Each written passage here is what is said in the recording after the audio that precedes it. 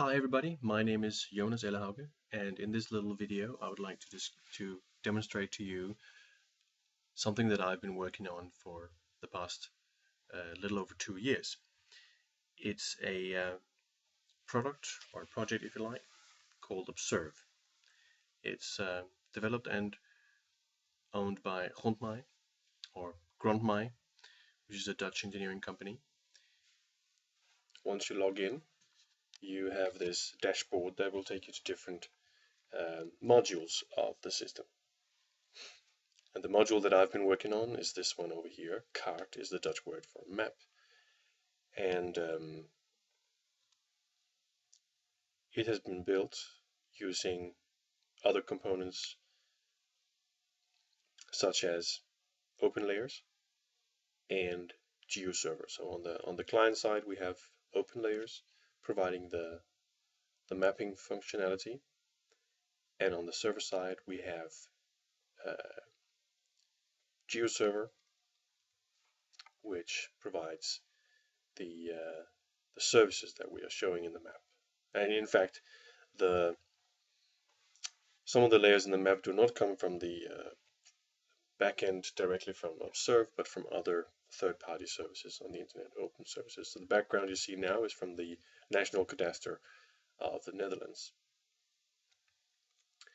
Some of the controls you see here are standard OpenLayer controls, but we have actually built up an entire JavaScript library, an entire GIS web viewer, which is short called AOP, and it's a JavaScript library that builds on top of OpenLayers but adds functionality to it.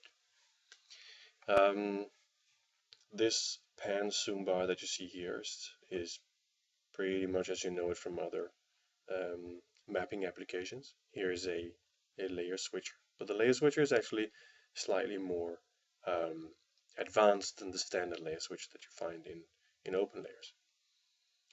It has a endless recursive grouping structure here, or folder structure if you like. This layer is not available yet until we zoom in a bit further.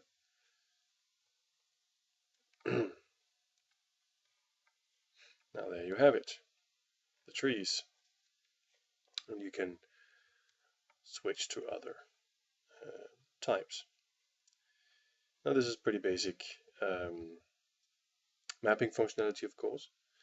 Let's try some more advanced stuff. You see here you have two columns called respectively select and snap. So that determines whether you can actually select these objects and whether you can snap to them if you need to draw something.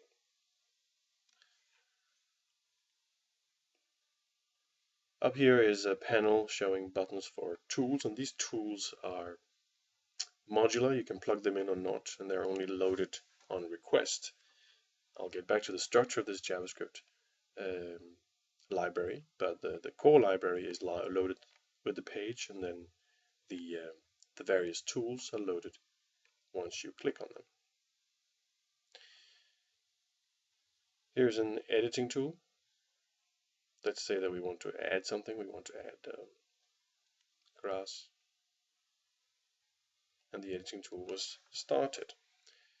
And here is a dialog that provides added functionality. Now, as you may see, there is snapping going on here.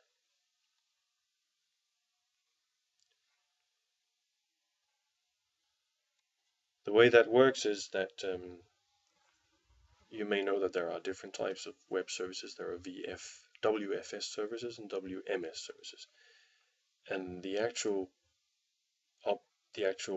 image you see in the map is the VMS service, which is just raster data from the server.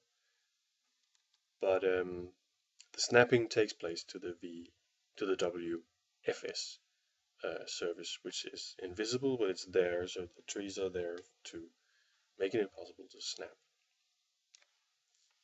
I can turn the snapping on and off over here. or actually I can't turn it off there, but I can, this button shows whether the snapping is available. Now if we zoom out a little bit, the snapping becomes unavailable. You see how the color changed.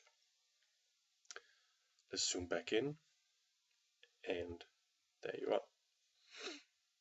Now, let's say that I would abandon this editing process. There are other tools. Here is a selection tool where you can choose to select with various shapes, and a list of objects will show up at the bottom of the page, and they are highlighted when I hover over them.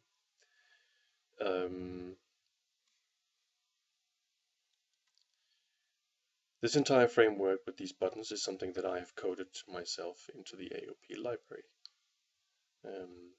I will show you later how the configuration works. You provide a JSON configuration file when you load the page, and that configuration file determines which tools are loaded, whether or not they are shown in this panel button, and exactly how each tool will be configured, because of course each tool also has various configuration options.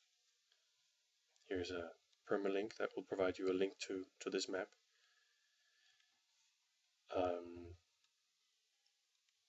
Back and forth.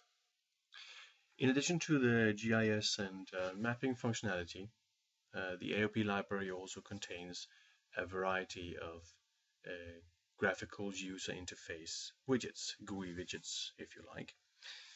I already mentioned the panel here with buttons in it. This duck that expands and collapses here. You can also expand and collapse each element in the duck.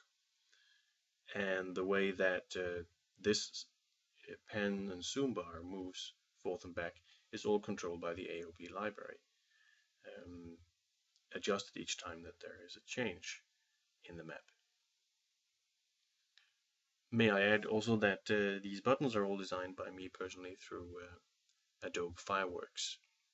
It is easy to configure buttons that look different.